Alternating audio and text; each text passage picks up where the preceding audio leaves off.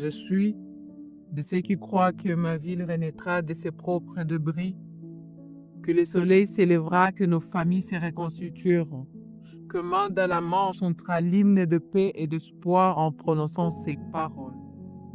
Nous n'avons rien demandé, vous nous avez offert la guerre. Nous avions essayé de donner vie à notre ville, vous nous avez imposé la terreur. Aujourd'hui, nous clamons la paix, la justice, la mémoire pour toute victime. Nous prions que souffle le vent de prospérité et de tranquillité.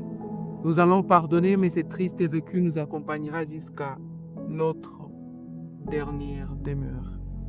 Mais moi, je crois qu'il y aura des survivants à ces chaos, même un seul, qui donnera forme à l'ex-belle et magnifique ville qui était Goma.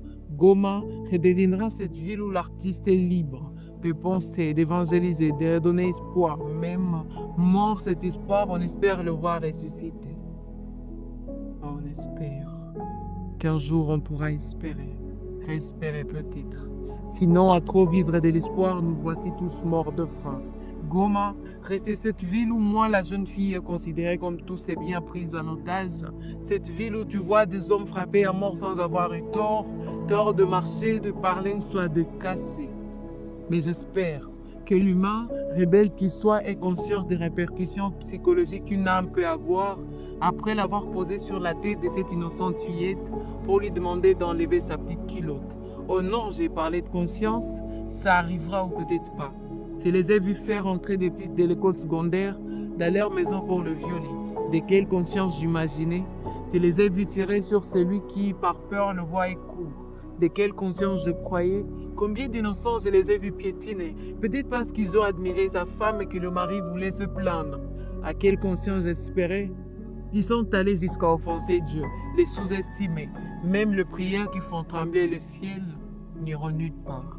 Qu'un jour, peut-être bien, sera encore l'un de notre génération, que sa vengeance soit d'un jour s'élever, chanter, slammer, en mémoire de tous ceux qui ont été victimes de ces morts injustes.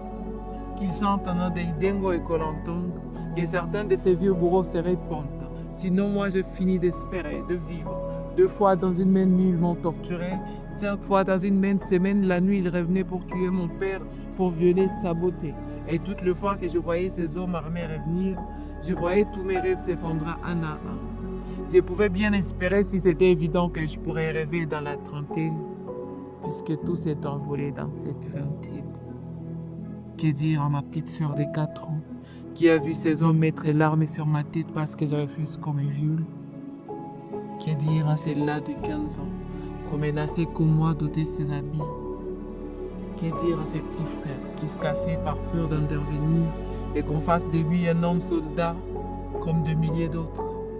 Que dire à mon père? De ce bien âge, il a su se cacher et s'étouffer au plafond par peur d'être tué.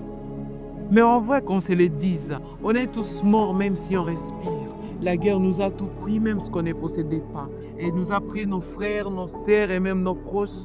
Elle nous a tout pris, je vous jure. Nos têtes, nos cœurs et même nos âmes. On espère à rien, ça pourrait même signifier quoi espérer dans un tel régime.